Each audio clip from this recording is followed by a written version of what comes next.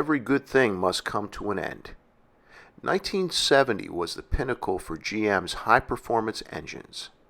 Never again would there be such an array of different high-performance V8s available from GM.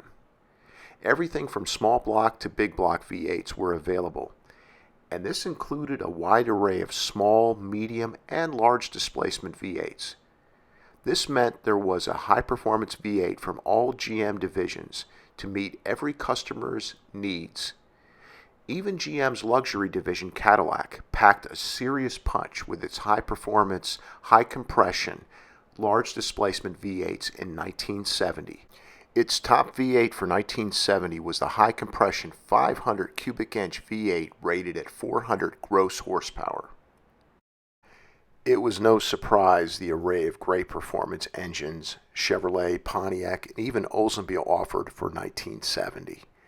The real surprise from GM for 1970 was Buick, a division with no racing heritage and a modest engine development budget.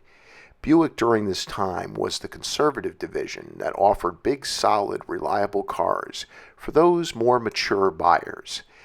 It was not the division that catered to young baby boomers, but more the division of your dear old Aunt Gertrude.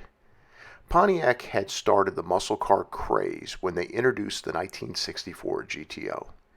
Within a few years, just about every different automaker had a high-performance GTO competitor.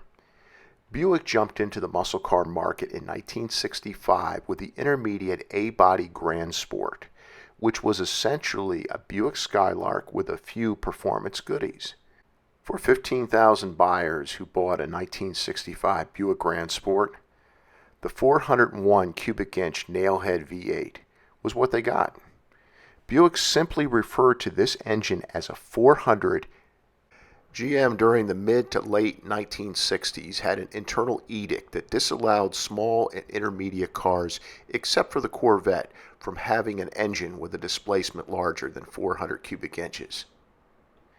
The 1965 Grand Sport was no slouch when it came to performance, with 325 horsepower.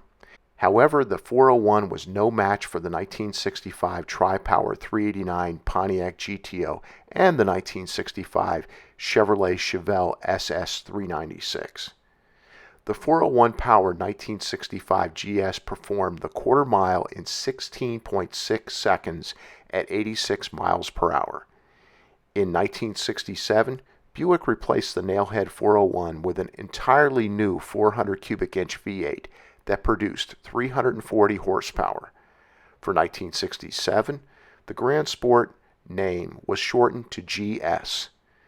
By 1969, Buick had become serious about competing with the big boys by introducing two genuine 14-second quarter-mile GS engine options.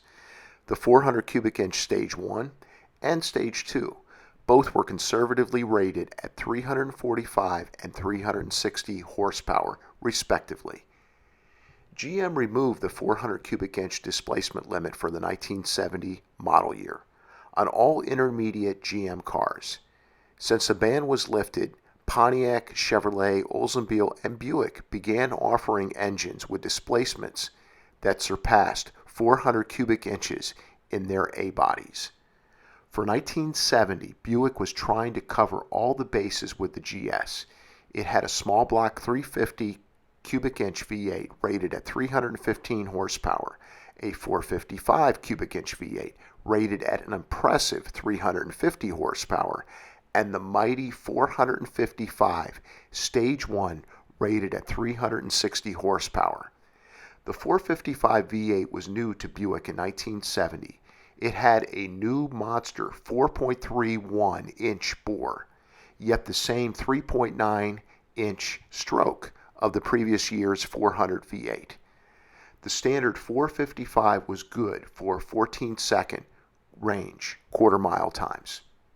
As the 1970 model year began, it soon became apparent that one of the strongest performance contenders was the 1970 GS 455 Stage 1. A big surprise for many performance car fans at the time. A bone stock 1970 455 Stage 1 as tested by Motor Trend magazine, January 1970 issue, ran the quarter mile in an earth-shattering 13.38 seconds at 105.5 miles per hour. The quarter mile time was so impressive, Motor Trend at the time called the 1970 Buick GS 455 Stage 1 the fastest muscle car they ever tested. As a comparison, Motor Trend September 1969 issue obtained a 13.78 second quarter mile time for the legendary 1970 Plymouth Cuda equipped with a 425 horsepower 426 Hemi V8. Even the highest horsepower rated muscle car in the golden era, the Chevelle SS LS6 454 with 450 horsepower, in most magazine tests back in the day recorded slower quarter mile times than the Motor Trend's 1970 GS Stage 1 time. As an example, Car and Driver magazine around this time obtained a 13.8 second quarter mile time with a 1970 Chevelle SS LS6 454. Carcraft magazine, November 1969, moved a Chevelle SS LS6 down the quarter mile at a lightning-quick 13.12 seconds. The performance of the Stage 1 is even more impressive when you consider the GS's curb weight is a heavy 3,800 pounds. Back in the day, it did not take a genius to realize Buick's 360 gross horsepower rating for the Stage 1 455 was very underrated. True output for the 1970 Stage 1 was a minimum of 420 gross horsepower. The Stage 1 455 received its power from high-performance heads, a high-performance Rochester quadrajet carburetor, a hot cam, a high-performance distributor, and large valves. Sitting on top of this wonderful motor, there was a decorative air filter assembly with two attached foam boxes that sucked in cold air from two solenoid-controlled hood flaps. The hood flaps were open once the motor warmed up.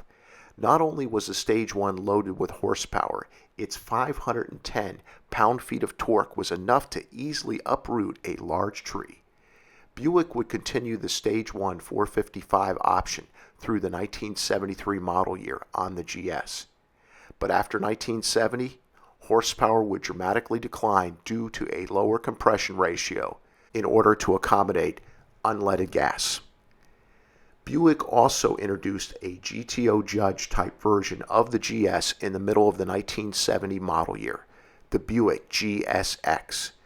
The GSX was a GS with a wild paint scheme, racing stripes, and spoilers. The GSX was clearly marketed to the younger crowd. There were only two engine options available on the 1970 GSX, the 455 and the 455 Stage 1. The GSX would last 2 more years, being laid to rest at the end of the 1972 model year.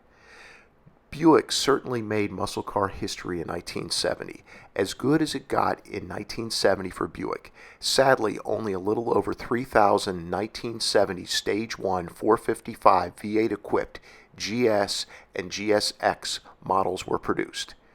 For 1970, the GS and GSX were the only Buick models that could be ordered with the Stage 1 455. As the 1970s progressed, Buick went back to its roots of making cars for the older, more conservative crowd. Buick would only repeat its 1970 reign at the top again a little more than 15 years later with the 1986 to 1987 Buick SFI Turbo 3.8-liter V6 Grand National and T-Type models. As the old saying goes, he who laughs last, laughs best.